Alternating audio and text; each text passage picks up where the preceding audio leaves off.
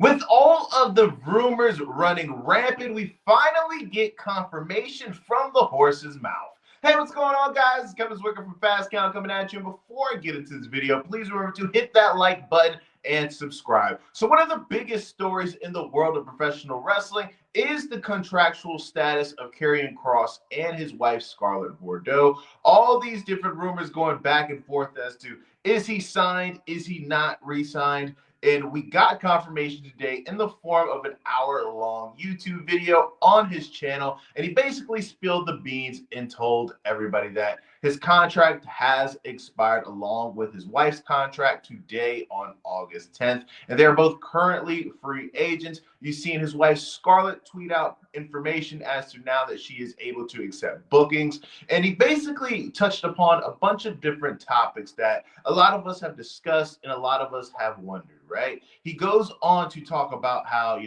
during the period where his merch was selling very well, he didn't know that his merch was doing that well. That promo that got a lot of people's different attention during WrestleMania week, that had everybody talking, that it was in fact a work. And he let everybody know in the back that it was a work. He talks about how him and Bray Wyatt, before his untimely passing, discussed how him and the Righteous would have kind of like the spin-off group that would be kind of linked to the Wyatts.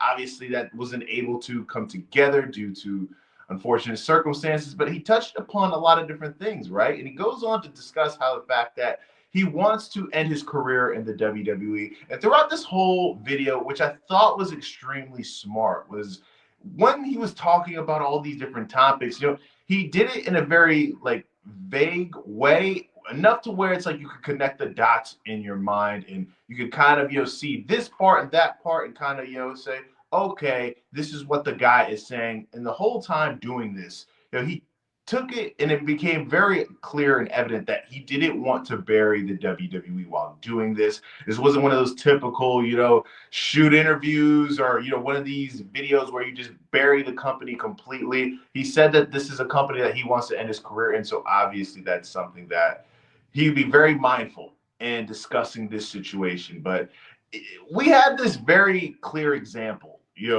Zack Ryder, right? That during the history of the WWE, especially, during the last decade or so, it feels as if you get punished by, creating your own, when you create your own buzz and you start to get this push organically from other people, from you doing your own thing. It feels like if WWE, especially under the Vince McMahon era, that if you were able to get support organically on your own and it wasn't done by the WWE machine, it feels as if you get punished for it. We've seen in the past as well, guys coming in from WCW, Goldberg, with his first run, it went so poorly. Sting, when he came in, he lost every big match that he has. Now, it was only two, Triple H and Seth Rollins, but still, it feels as if you were not created by the machine or if you didn't gain this push by the machine, then you were going to be in a position where things were not going to be fun and good for you. It sucks. Kross is somebody who was able to gain the support from the people. It's very similar to R-Truth, who was brought back after being released.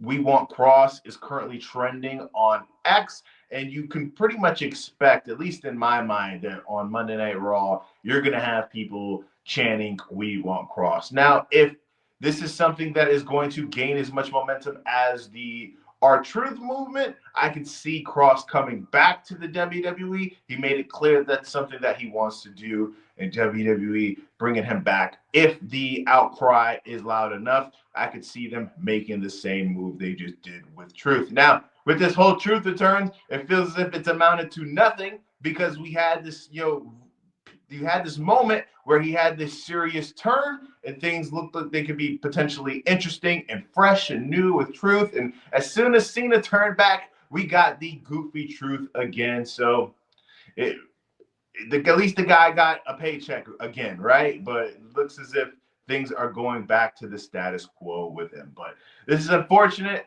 Kross is a talented guy.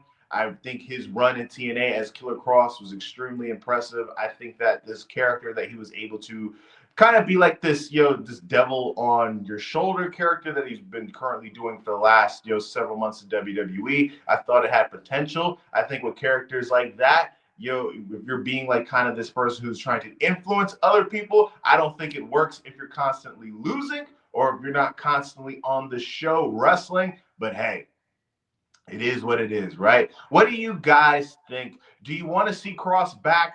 Do you want to see Kross potentially go to maybe AEW or make a return to TNA? What are your dreams scenario where you would like to see Kross and what you want to see him do next? Guys, please remember to hit that like button and subscribe. We're getting this close to 3,000 subs, so if you could hit that subscribe button, it'd be much appreciated on my end. I am Kevin Zwicker. I'm out.